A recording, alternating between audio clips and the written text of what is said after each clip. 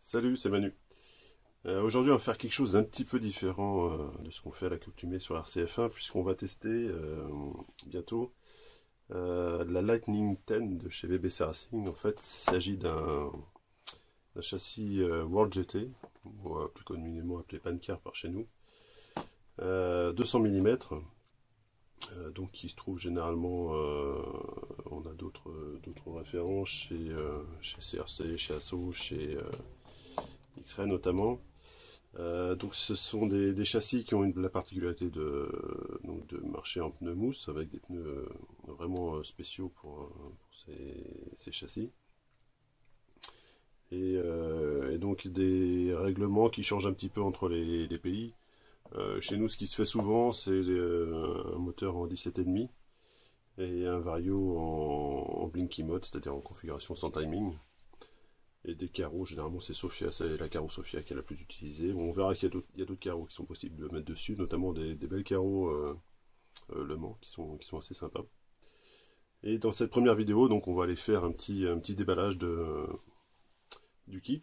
Alors il faut savoir que c'est un kit qui est fourni donc sans carreaux et sans roues, hein, c'est uniquement le châssis et toutes les pièces pour le monter. Et bien on va regarder tout de suite ce qu'il y a à l'intérieur. Alors,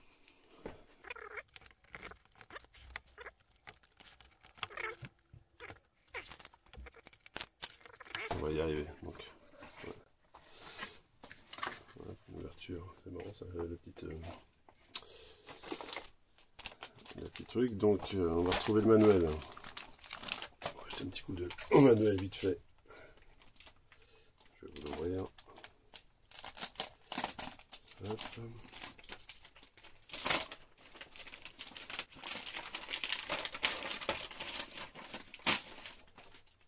Alors il y a des beaux stickers quand même aussi, VBC Racing Line 10. Donc dans le manuel, un manuel en anglais bien sûr. Hop, on va retrouver toutes les étapes de montage. Alors assez classiquement, hein, en fait on va retrouver des numéros de sac, donc correspondant à chaque étape. Donc plutôt détaillé, étape par étape, classique. Une fiche de setup. La fiche avec toutes les pièces. On va retrouver les glyphes, enfin bon, bref, toutes les étapes de montage. Rien de compliqué. Et à la fin, installation électronique. Ça, c'est pour le manuel. Concernant donc les étapes, donc on va retrouver pour chaque sac donc les vis. Donc, tout ce qui est amortisseur central. Alors l'amortisseur central, c'est le même qu'il y a sur la 12e et aussi la F1 de chez VBC. En fait, donc dans sa série Lightning, on s'aperçoit quand même qu'il y a beaucoup de pièces qui sont partagées entre les modèles, ce qui permet sûrement un gain d'économie pour VBC, mais aussi pour la dispo des pièces, c'est quand même assez intéressant. On va retrouver donc là, c'est quoi? C'est le pare-choc avant. Hop, donc ça c'est les fins d'étape avec les supports de carrosserie, assez épais quand même. On va essayer de faire ça dans l'ordre, sinon on va pas s'en sortir. Alors l'étape 1 bien sûr, c'est le châssis. Alors contrairement à beaucoup de châssis World GT, actuellement là ils ont fait un châssis qui est très ajouré. On voit, hein, il y a pas mal de trous pour gagner vraiment du poids sur le châssis. Alors on verra s'il y a du flex ou pas, on verra l'usage. Et on aura en fait des lestes qu'on pourra mettre dans ces trous là pour équilibrer le châssis. On reviendra un petit peu dessus plus tard. Sur les pièces alu, tout ce qui est pièces alu, visserie, donc on a le pot d'arrière. Je sais pas, ça ressemble quand même au pot de la... Ah non, c'est pas tout à fait pareil. Ça ressemble un peu au pot de la F1, mais c'est pas tout à fait pareil. Donc les pièces alu, donc un bel alu noir. On va retrouver les mêmes dumpers que sur la F1 par exemple. Les mêmes links, je pense, ça va être la même chose. Pareil pour le pivot central. On va retrouver donc tout ce qui va avec là, là c'est pareil, on dirait presque la même chose, il faudrait vérifier. Donc le diff, l'axe de diff, les couronnes, les flasques pour le diff. La couronne, c'est une couronne en 68 dp avec 16 billes, j'ai l'impression. On va retrouver les excentriques de réglage, ça c'est pour régler la garde au sol. Et bien sûr les petits hubs pour les roues. Voilà, donc le hub du diff et le hub de l'autre côté. Pas de souci là-dessus. Là on va s'approcher du train avant. Avec ce sachet, c'est pas facile à dire. Donc on a les biellettes de direction. On a le sauve-cerveau. On a les supports de cerveau.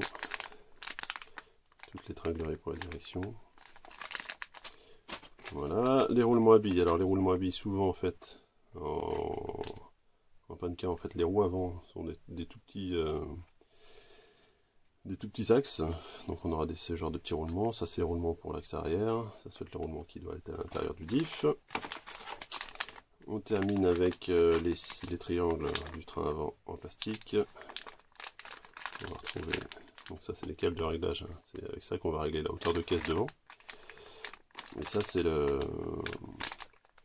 comment s'appelle, le support pour le train avant. On va retrouver toutes les pièces. Alors on voit que toutes les pièces en plastique elles sont un petit peu chanfreinées. Toutes les pièces en alu, pardon, elles sont un petit peu chanfreinées, c'est assez joli. Ça donne un bon rendu. Même des toutes petites pièces en carbone pour les réglages. Et les kingpins ici. Et donc, en ce qui concerne les huiles, de la 350 en fait, donc c'est la même chose que dans les fins. Hein, ce qui correspond, comme on a le même amortisseur, c'est un petit peu logique. Et donc on aura de la graisse de silicone pour les dampers latéraux.